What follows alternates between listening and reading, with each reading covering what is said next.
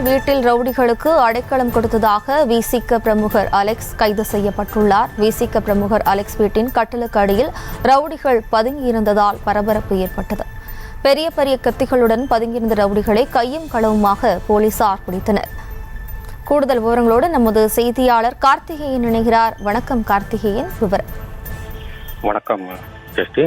கும்பகோணம் மாமன்ற உறுப்பினர் ரோபின்ஷா கணவர் விடுதலை சிறுத்தை பெருமவரான அலெக்ஸ் வீட்டில் 2 வாரங்களுக்கு முன்பு நீதிமன்ற உத்தரவுப்படி கும்பகோணம் போலீசார் சோதனையிட்டனர். அப்போது அவர் வீட்டு கட்டிலுக்கின் கீழ் பதுங்கி இருந்த 4 குற்றவாளிகளை கைது செய்தனர். மேலும் அவர் வீட்டிலிருந்து பெரிய பெரிய கத்திகள் உட்பட 20க்கும் மேற்பட்ட பயங்கர ஆயுதங்கள் கைப்பற்றப்பட்டது. இது தொடர்பாக அந்த குற்றவாளிக்கு அடைக்கலம் கொடுத்தது, மேலும் அந்த பயங்கர ஆயுதம் வைத்திருந்தது தொடர்பாக வழக்கு பதிவு செய்து அலெக்ஸை தேடி வந்தனர்.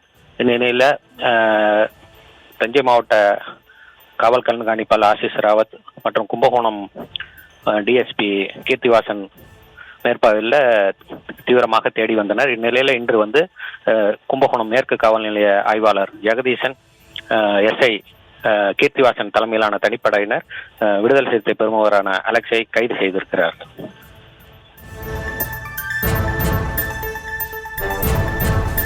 விவரங்களுக்கு நன்றி கார்த்திகேயன். செய்திகளை உடனுக்குடனும் துல்லியமாகவும் தெரிந்து கொள்ள சப்ஸ்கிரைப் பண்ணுங்க.